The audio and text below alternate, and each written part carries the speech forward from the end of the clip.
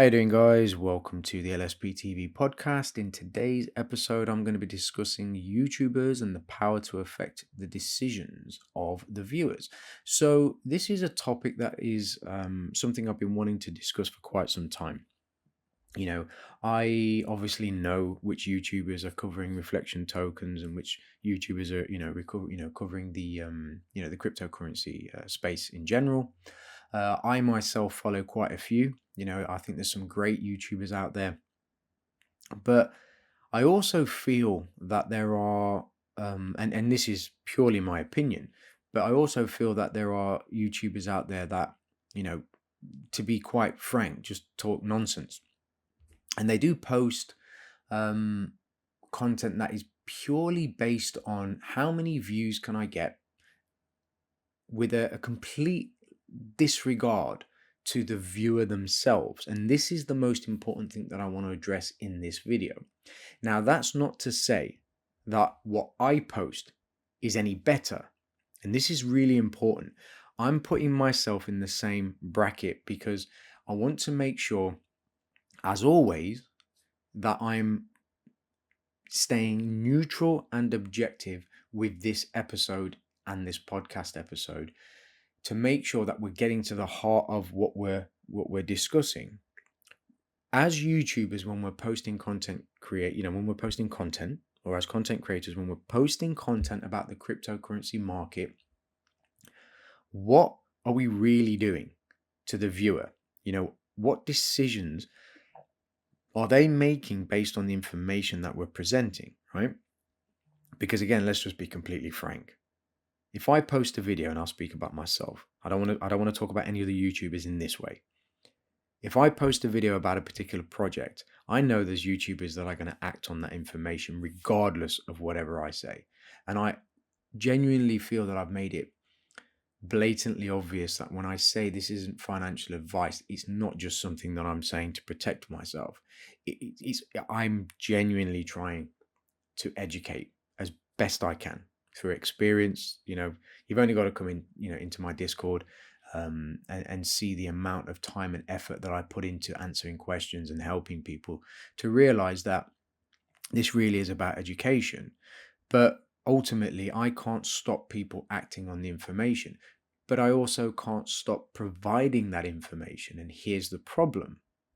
So, where is the line? Well, for me, the line is the quality of information. What are we really posting, right? Are we posting crap? Are we posting opinions? Are we posting facts? Are we posting, something that really makes sense? Or are we just posting something purely because we want views to make a little bit of money at the end of the month? And again, there's no judgments here. These are just, we're having a loose discussion. Yeah. We're trying to throw some ideas out there and we're trying to get to the bottom of something that I feel is quite important. And I want to kind of share that with you guys, the listeners. So, what are we really doing, right? What type of information are we putting out there? So, I'll use myself again. When I post a video, I put a lot of thought into that video. It may not seem like that because they're not snazzy and they're not shiny, and I don't put a lot of time editing, into editing videos and making them look really polished. But the quality of information that goes into the video is very thought out. I do my very utmost and very best to make sure that when I'm talking about the topics or the content, especially when it comes to charting, psychology, investor psychology, trading psychology, and so on, that it is as experientially based as possible and based on what I have personally gone through myself, and something that I can verify, something that I can answer, something that I know if somebody asks me, yeah, but what about this? And can you tell me about this particular project? Or can you tell me about why that happened? And why is price doing this? Or why do we traders, fall into this particular trap? That I can answer all of these questions and answer them quickly, concisely, and to the point. Yeah. I don't want to put content out there that somebody can then come along, ask a question, and then stump me, and me go, how do I answer this question? Because then that shows I'm not really putting content out there that is of the highest quality, and to serve the community, in the best possible way. So quality of information is absolutely key, okay? And we have to ask ourselves, when we're looking at the content that I say we, but when we're looking at the content that these content creators are putting out, okay, is the quality of information there? Is it of the highest quality? What are they discussing? What are they talking about? Is it hype? The word hype, we use this a lot, right? But is it hype? We're not interested in, and I really want to emphasize this. Like really think about what I'm about to say. If you go to a YouTuber or a YouTube channel or a social media platform and you're following somebody, okay, and that person helps you make money, have they helped you? Yeah. Now really think about that question. If they help you make money, have they really helped you? So you go, you watch a video, they're talking about a particular project and you think, wow, that's amazing. So you put a little bit of money into that project. It goes up and you make some money. Is that helping you? I would argue that no, it's not, because you're becoming dependent on that person. Obviously the flip side is it could go down and you'd be devastated and you could probably start lashing out and so on. And that's even worse, right? But a YouTuber, content creator, social platform, whatever, helping you make money isn't beneficial to you because it doesn't teach you anything. You're just making money, okay? When you're listening to the information that is being presented to you, I think if you're not learning to be better at making money, then I think it's a problem. If you're not learning to be better at investing or at trading or at controlling your emotions, your psychology, being a better all-round, a more disciplined investor and trader and so on, then I think there may be a problem there, right? The other thing that I want to address is, are they consistent? This is something that is very important as well. So when we look at the history of the person that we're, obviously following, or the people, the channels that we're, gleaning our information from and that we're following, is the information that we're watching consistent? Is the, the information, I don't want to say trustworthy because that's a very difficult one, but is it consistent in the sense that it's verifiable? Can we go back and say, okay, this person has been consistently, correct on his information, for quite a long time. The quality of information is there, and they are consistently providing high quality information. And this is something that I can verify. This is something that I can go back and see. Yep. It ticks all the boxes.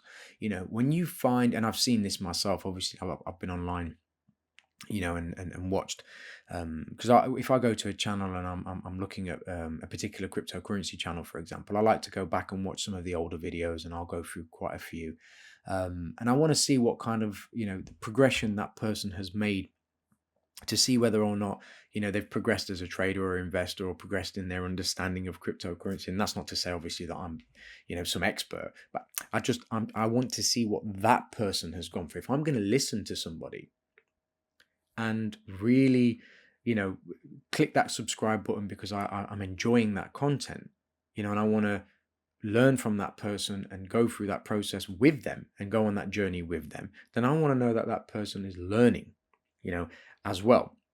I want to see that that person has gone from A to B to C to D and so on, and they're becoming a better trader, a better investor, a much more educated person in this space and so on, because then I will learn I will learn along the way and along the process.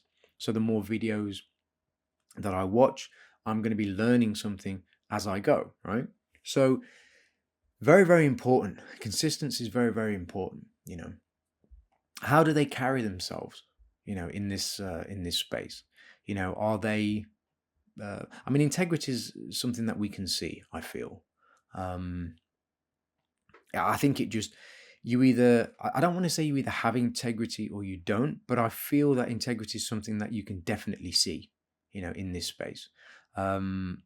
it's either you can see it, and it's definitely something that comes through, um, in the content that's being created as well. I feel it's definitely something that you can see.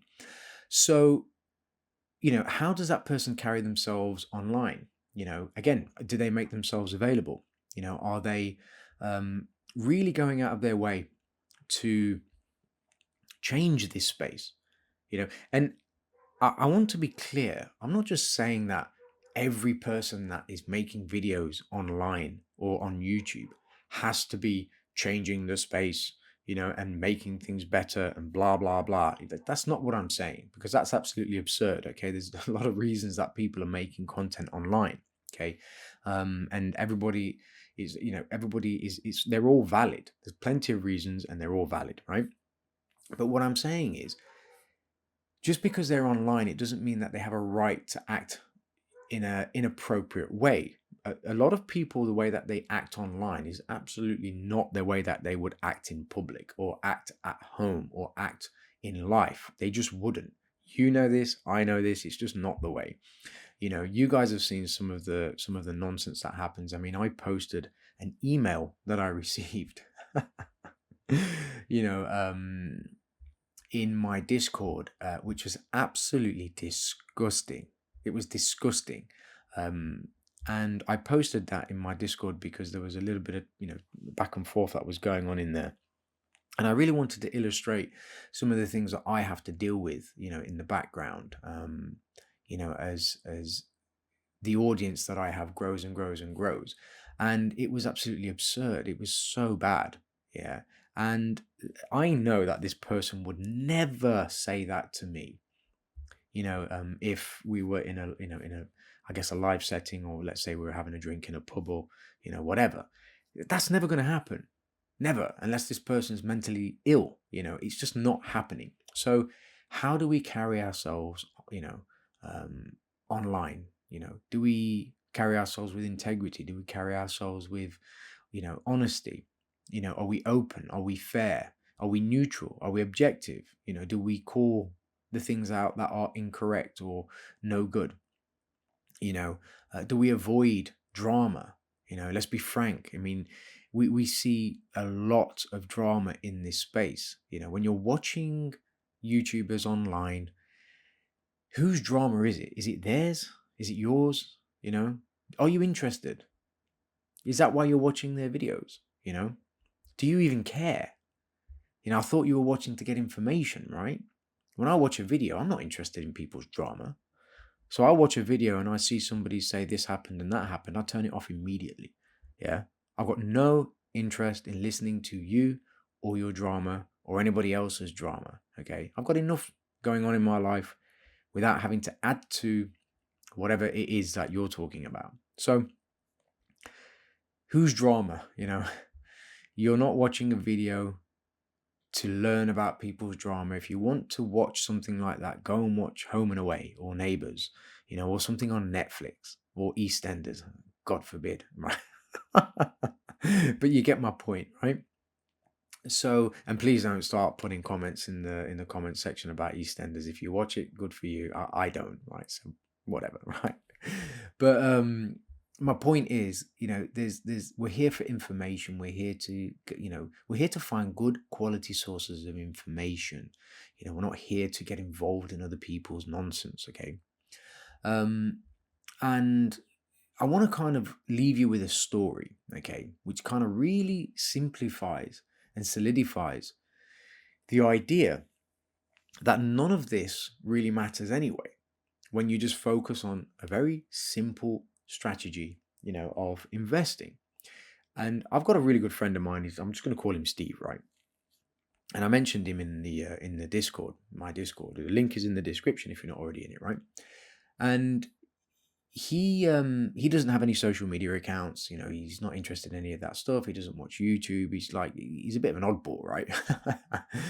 In this respect, he just doesn't care. He's still got one of these really old phones, right? But he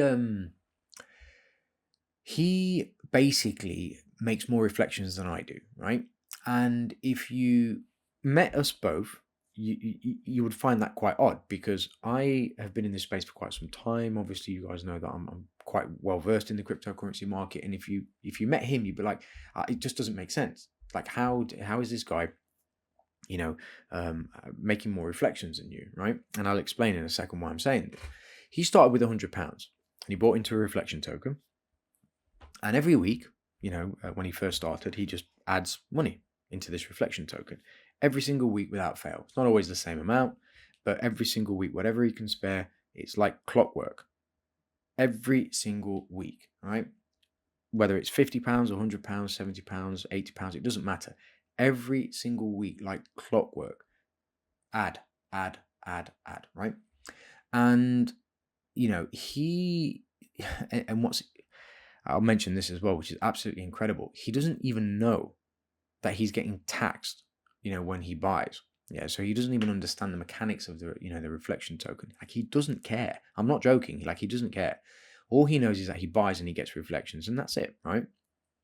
So for him, it's just a very simple process. He's not interested in what I have to say. I'm obviously a very good friend of mine. We talk and everything else, and I introduced him to this reflection token, but he's got no interest, in getting involved in understanding charts or understanding anything. Like, he just does not care. All he wants to do is just buy and see those reflections going up. When he opens his Trust wallet and he sees the total amount, he actually doesn't know the price of the token either. He just sees the total amount and the reflections that are coming in, on a daily basis, right? And he just lets those top up. That's it. He doesn't use those reflections to add to the position or anything like that. He just uses whatever he has spare every week to add to his position. I mean, ignorance is bliss, I mean, how amazing is that? What a wonderful strategy. No YouTube, no this, no like trying to learn, nothing. Just add every week, forget about it, right? And then obviously, I'm sure he's got his own ideas and plans for whatever he wants to do with his investment. But still, it's a very simple, effective strategy. So we're all different. We all have our own views and opinions. We all, gravitate to, the YouTubers and content creators that we love and we enjoy. And I've said before, and I stick by this, I feel that every content creator has something good to offer, but we need to be careful, I think, that we as content creators don't make things worse. And I'm talking about us, we as content creators, that we're not making things worse, right? Because the responsibility falls on us to make sure that the content we're creating is solid, that it is verifiable, that it is well researched, or if we're talking about something specific, that we actually know what we're talking about. So in terms of charting, for example, it's pretty obvious that I know what I'm talking about, right? But if I was to talk about a subject that I know nothing about, I don't. You guys don't see me talking about NFTs, right? There's a reason for that. I understand them. I understand the mechanics of them. I know how to mint them. I know how they work. But I don't know enough to feel confident to make a video to really give you guys an understanding of NFTs, right? I just don't feel confident enough to do that. Not because, I would feel confident to engage with NFTs myself, but I wouldn't feel confident to put something out knowing that people may use the information that I'm providing to act on. That would be my concern. Because if I'm posting something about a chart, this is something I've been doing for 26 plus years. I know charts, I know price, I understand liquidity very, very well. I'm super, super confident with that. I will make videos on this all day long. So as content creators, it's very important that we research what we're talking about, that we know the content that we're creating. We present it in a way that makes sense. We avoid drama. We remain neutral and objective. There are 2 or 3 content creators that I absolutely have the utmost respect for. Yeah. There are a few that I completely avoid. Don't say anything bad about them, but I do avoid them. But there are a couple that, they've got my utmost respect, and I will be reaching out to them, and I'm going to be doing some, live streams with them at some point. But you know, there's I'd say there's a handful of amazing content creators out there in the cryptocurrency market, and quite a lot of loose content creators. Okay, so just be careful. Just be careful. All right. So as the viewer, be careful, and as the content creator, be very careful. Okay, to make sure that we're putting out content that is responsible, and on point. And with that said, I hope everybody enjoyed this episode, and I look forward to speaking to you guys very, very soon. All the best. Take care. Stay crypto positive, guys.